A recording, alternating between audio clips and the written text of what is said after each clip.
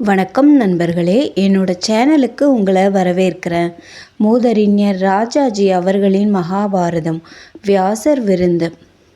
கிருஷ்ணன் அஸ்தினாபுரத்திலிருந்து திரும்பி போனதும் யாவருடைய மனத்திலும் சமாதானத்தை பற்றி இருந்த கொஞ்ச நஞ்ச ஆசையும் இல்லை என்று தீர்ந்தது. குலநாசத்திற்கு காரணமாகிய யுத்தம் நிச்சயம் என்று ஏற்பட்டுவிட்டது. குந்தி துக்கத்தில் ஆழ்ந்தாள். அவமானத்தை சகித்து கொள்ளுங்கள், ராஜ்யமும் வேண்டாம் யுத்தமும் வேண்டாம் என்று சொல்ல எனக்கு நாய் எழவில்லை. சத்திரிய குலத்தில் பிறந்த என் மக்கள் எவ்வாறு அவமானத்தை சகிக்க முடியும்? ஆயினும் யுத்தம் நடத்தி ஒருவரை ஒருவர் கொன்று குலம் என்ன சுகம் அனுபவிக்க முடியும்?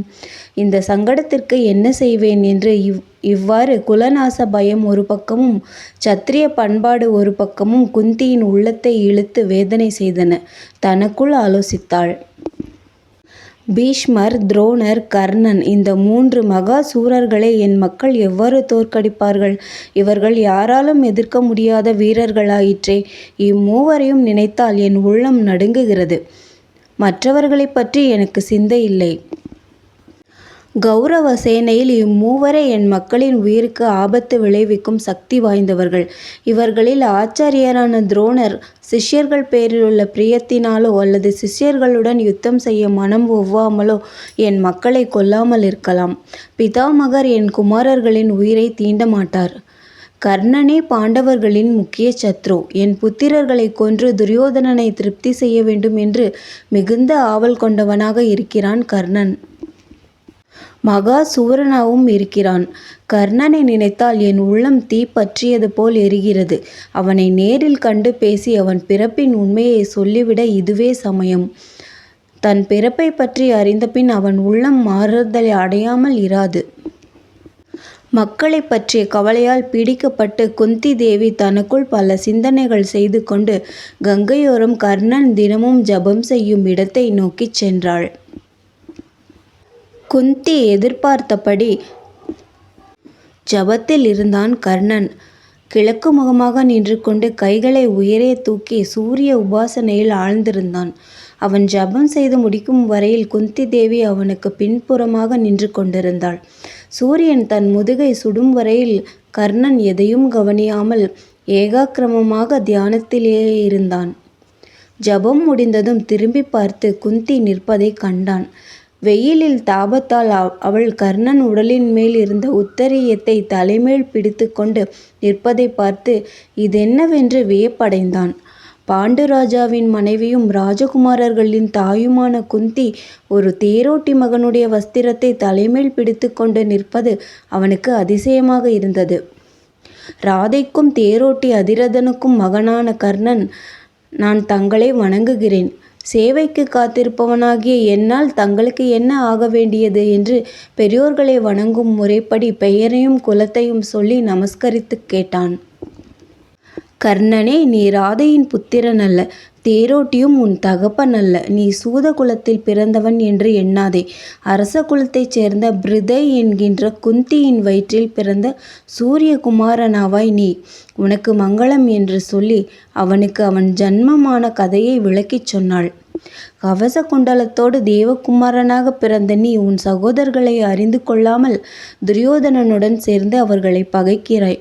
திருதராஷ்டிர புத்திரர்களை அண்டி பிழைப்பது உனக்கு அவமானமாகும். நீ அர்ஜுனனுடன் சேர்ந்து வீரனாக ராஜ்யத்தை அடைவாயாக. நீயும் அர்ஜுனனுடன் ஒன்று சேர்ந்த துஷ்டர்களை அடக்குவீர்களாக. உலகமே உங்களை வணங்கும். பலராமனும் கிருஷ்ணனும் போல நீங்கள் இருவரும் பிரசித்தி அடைவீர்கள். தம்பிமார்கள் 5வருக்கும் மூத்த சகோதரனான நீ அவர்களால் சூழப்பட்டு தேவர்களால் சூழப்பட்ட பிரம்மதேவனைப் போல ஜொலிப்பாய். தர்ம சங்கடமான விஷயங்களில் அன்புள்ள தாய்க்கும் தகப்பனுக்கும் சந்தோஷம் தருவதே தர்மம் என்று சாஸ்திரம் என்றாள். சூரிய பகவானை உபாசித்து முடித்த சமயத்தில் இவ்வாறு தன்னை பெற்ற தாய் கேட்டுக்கொள்ளும்போது சூரிய பகவானும் குந்தியின் வேண்டுகோளை ஆதரிப்பதாக கர்ணன் உள்ளத்தில் ஓர் உணர்ச்சி தோன்றிற்று. ஆனால் அவன் தன் மனத்தை ஸ்திரப்படுத்தி கொண்டு சூரியன் தன்னுடைய தைரியத்தையும் சத்தியத்தையும் சோதிக்கிறான், அந்த சோதனையில் தோல்வி அடையலாகாது என்று மனத்தை திடப்படுத்தி கொண்டான். சத்திரிய தாயே, உன்னால் சொல்லப்பட்ட இந்த வார்த்தை தர்ம விரோதமான பேச்சு. நான் உனக்காக சத்திரியர் கடமையை தள்ளிவிட்டு அதர்மத்தில் இறங்கினேனானால் அதைவிட பெரும் தீங்கை யுத்தத்தில் எந்த பகைவன் எனக்கு செய்ய முடியும்? குழந்தை பருவத்தில் என்னை நீ தண்ணீரில் எறிந்துவிட்டு பிறகு என்னை பார்த்து நீ ராஜவம்சத்து சத்திரியன் என்கிறாய். தாயின் கடமைகளை செய்ய வேண்டிய காலத்தில் செய்யாமல் இப்போது உன்னுடைய மக்களின் நன்மையை கருதி எனக்கு இந்த இரகசியத்தை சொல்லுகிறாய். இப்போது பாண்டவர்களுடன் நான் சேர்ந்தேனானால் எதிரிகளைக் கண்டு பயந்து அவர்களோடு சேர்ந்தேன் என்றுதான் சத்திரிய உலகம் சொல்லும். திருதராஷ்டிர புத்திரர்களால் எல்லா சுகமும் சொத்தும் மதிப்பும் மரியாதையும் இதுவரையில் அனுபவித்துவிட்டு இப்போது யுத்தம் வந்த சமயத்தில் அவற்றையெல்லாம் பொய்யாக்கிய பாண்டவர்களுடன் சேரச் சொல்லுகிறாய். திருதராஷ்டிர புத்திரர்கள் யுத்தம் என்கின்ற வெள்ளத்தை தாண்ட என்னையே ஓடமாக நம்பி வருகிறார்கள். நானே அவர்களை யுத்தத்திற்கு அதிகமாக தூண்டியிருக்கிறேன். அவர்களை நான் இப்போது எப்படி நடு ஆற்றில் விட்டுவிட முடியும்? உதவி செய்ய வேண்டிய காலத்தில் எதிரில் நிற்கும் பொழுது துரோகம் செய்துவிட்டு பிறகு மானமாக பிழைக்க முடியுமா தாயே? நான் கடனை தீர்க்க வேண்டும். உயிரையும் கொடுத்து தீர்க்கத்தான் வேண்டும். இல்லாவிட்டால் சோற்றை திருடின அற்பனாவேன். நான் என் சக்தியெல்லாம் செலுத்தி உன் புத்திரர்களுடன் போர் செய்யத்தான் வேண்டும். உன்னிடம் பொய் சொல்ல மாட்டேன். நீ என்னை மன்னிக்க வேண்டும். ஆயினும் நீ செய்த முயற்சி எதுவும் வீண் போகாது. உன் புத்திரர்களில் அர்ஜுனனை மட்டும் எனக்கு தந்துவிடு. அவனாவது நானாவது இந்த யுத்தத்தில் இருக்க வேண்டியது நிச்சயம். உன்னுடைய மற்ற புத்திரர்கள் என்னை என்ன செய்தாலும் அவர்களை நான் கொல்ல மாட்டேன். வீர மக்களை பெற்றவளே, உனக்கு 5 புத்திரர்கள் எப்படியும் இருப்பார்கள். நானாவது அர்ஜுனனாவது இருவரில் ஒருவர் உனக்கு மிஞ்சுவோம்.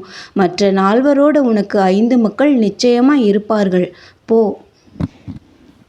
சத்திரிய தர்மத்திற்கு பொருந்திய இந்த மொழிகளை தன் மூத்த மகன் சொன்னதை கேட்ட குந்தி அவனை கட்டி தழுவிக்கொண்டு பேச முடியாமல் கண்ணீர் விட்டாள். விதியை யார் தடுக்க முடியும்? நீ 4 தம்பிகளுக்கும் அபயம் கொடுத்தாய். அதுவே போதும்.